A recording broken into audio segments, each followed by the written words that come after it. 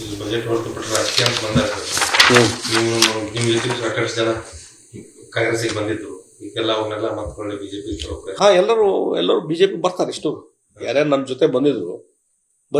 ಮತ್ತೆ ಇನ್ನೂವರೆಗೆ ಎಲ್ಲಿವರೆಗೆ ಅಂದ್ರೆ ನಾನು ಬೇರೆ ಬೇರೆ ಜಿಲ್ಲೆ ಪ್ರವಾಸ ಮಾಡಿದ್ದೆಲ್ಲ, ಸಿಂಧನೂರು, ರಾಯಚೂರು ಭಾಗದಲ್ಲಿ, ಮತ್ತು ಹಾವೇರಿ ಇರ್ಬೋದು, ಬೆಳಗಾವಿ, ಬೇರೆ ಬೇರೆ ಕಡೆ ಅಲ್ಲಿ ಇದ್ದಂಥ ಕೆಲವು ಕಾಂಗ್ರೆಸ್ಸಿಗರು ನಮ್ಮ ಕೂಡ ಕೈ ಜೋಡಿಸಿದಂಥವ್ರು, ಅವರು ಹೊಸದಾಗಿ ಮತ್ತೆ ನಾವು ಅಲ್ಲಿಂದ ಬಿಟ್ಟು ಇಲ್ಲಿ ನಿಮ್ಮ ಕೂಡ ಬರ್ತೀವಿ, ನಿಮ್ಮ ಜೊತೆ ಸಂಪರ್ಕ ಬಂದ್ಬಿಟ್ಟದೆ, ನಾವು ನಿಮ್ಮ ಜೊತೆನೇ ಬರ್ತೀವಿ ಅನ್ನುವಂಥದ್ದು ಅಭಿಪ್ರಾಯಗಳಿರ್ತಾರೆ. ಆಯಾ ಜಿಲ್ಲೆಯಲ್ಲಿ ಆಯಾ ಜಿಲ್ಲಾಧ್ಯಕ್ಷನ ಭೇಟಿಯಾಗ್ರಿ, ನನ್ನ ಹೆಸರು ಇಡ್ರಿ, ಅಲ್ಲಿ ಜಾಯ್ನ್ ಆಗ್ರಿ ಅಂತ ಹೇಳ್ತಾ ಇದ್ದೀನಿ. ನಾನು ಇಲ್ಲಿ ನೇರವಾಗಿ ಹುಬ್ಳಿಗೆ ಬಂದು ಜಾಯ್ನ್ ಆಗ್ತೀವಿ ಅಂತಂದ್ರು.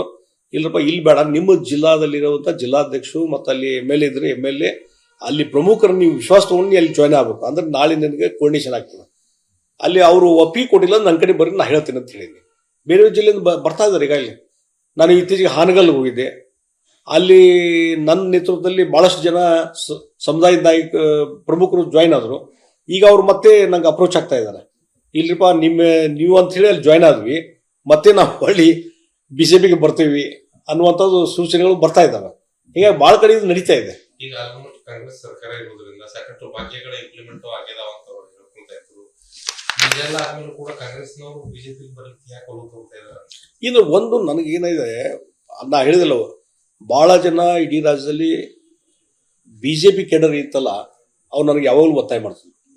ಇಲ್ಲ, ನೀವು ಬರ್ಬೇಕ್ರಿ, ಅವಶ್ಯಕತೆ ಇದೆ, ನಿಮ್ಮನ್ನು ಬಿಟ್ಟು ನಮ್ಗೆ ಇರ್ಲಿಕ್ಕೆ ಆಗ್ತಾ ಇಲ್ಲ ಅನ್ನುವಂಥದ್ದು ಒಂದು ರೀತಿಯಾದಂಥ ಅಫೆಕ್ಷನೇಟ್ ತೋರಿಸ್ತಾ ಇದ್ರು.